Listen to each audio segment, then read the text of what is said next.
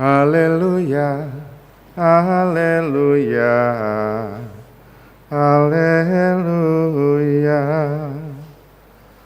haleluya, haleluya,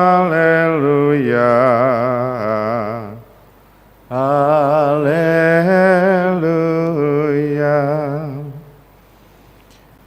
Hendaklah Engkau setia sampai mati, sabda Tuhan, dan aku akan mengurniakan kepadamu mahkota kehidupan. Haleluya, haleluya, haleluya.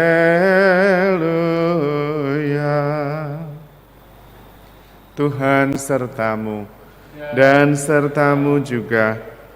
Inilah Injil Yesus Kristus menurut Lukas. Dimuliakanlah Tuhan. Ketika itu beberapa orang berbicara tentang bait Allah dan mengagumi bangunan yang dihiasi dengan batu indah dan berbagai macam barang persembahan.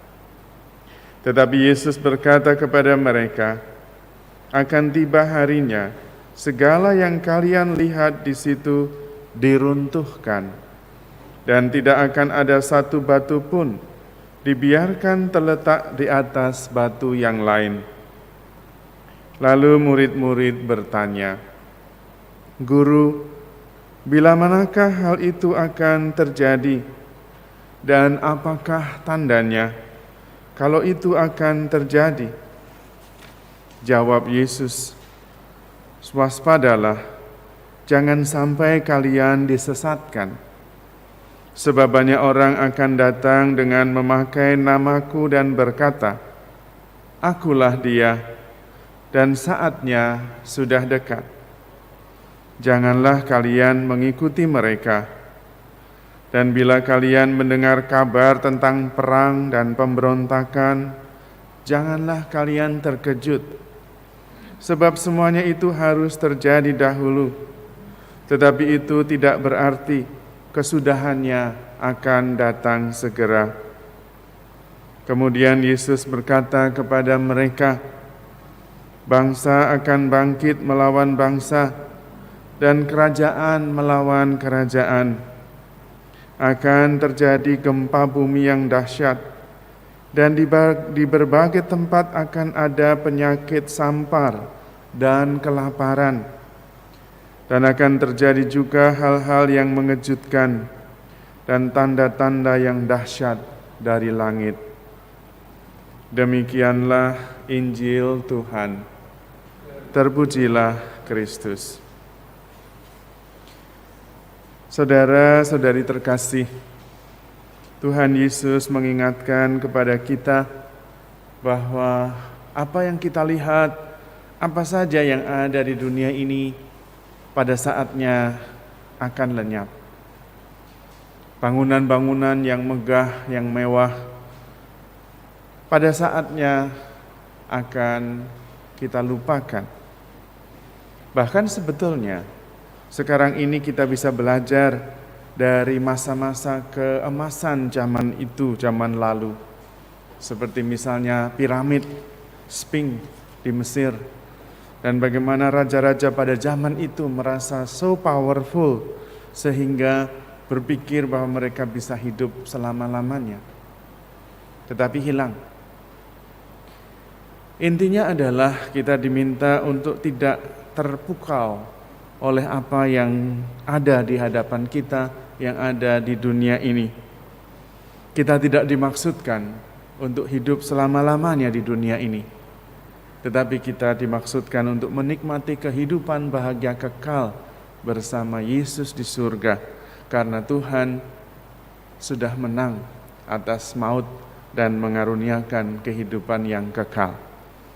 Dan karena itu, kehidupan yang kekal itu yang harus diperjuangkan terus-menerus. Kita tidak boleh lupa untuk berjaga-jaga, karena itu yang penting.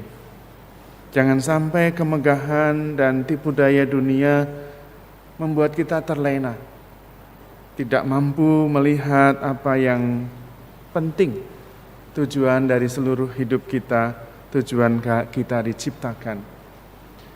Saya sendiri sangat mengagumi tulisan Andreas, seorang imam muda dari Vietnam yang meneguhkan umatnya yang pada waktu itu mengalami penganiayaan hebat. Dia mengatakan kita harus mempertahankan apa yang kita yakini benar.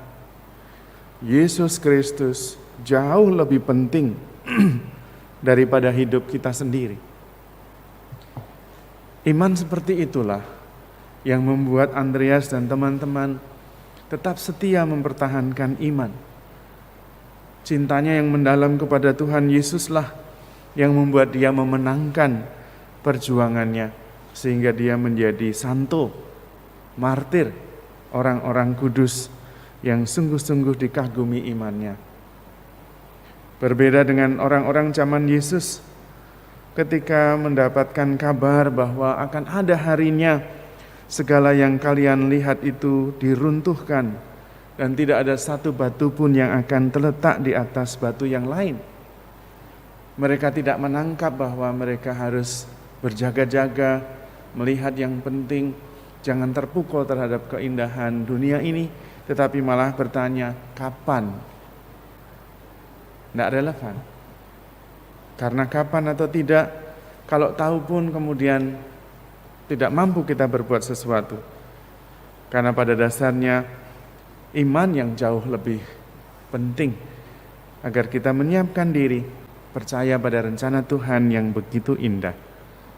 Karena itu mari kita bersyukur atas rahmat iman dan mohon kurnia Roh Kudus agar kita bisa mempunyai cinta sedemikian hebat kepada Tuhan Yesus dengan bimbingan Roh Kudus. Amin. Allah Bapa Maha Kudus, kami bersyukur kepadamu atas rahmat iman sehingga kami mampu memahami firman-Mu. Bantulah kami agar dengan tekun dan setia terus melaksanakan kehendak-Mu, berjaga-jaga dengan memandang kepadamu dan terus menghasilkan buah kebaikan, agar pada saatnya kami pun dapat memandang kemuliaan-Mu di dalam diri Yesus Kristus Putra-Mu, Tuhan dan pengantara kami. Amin.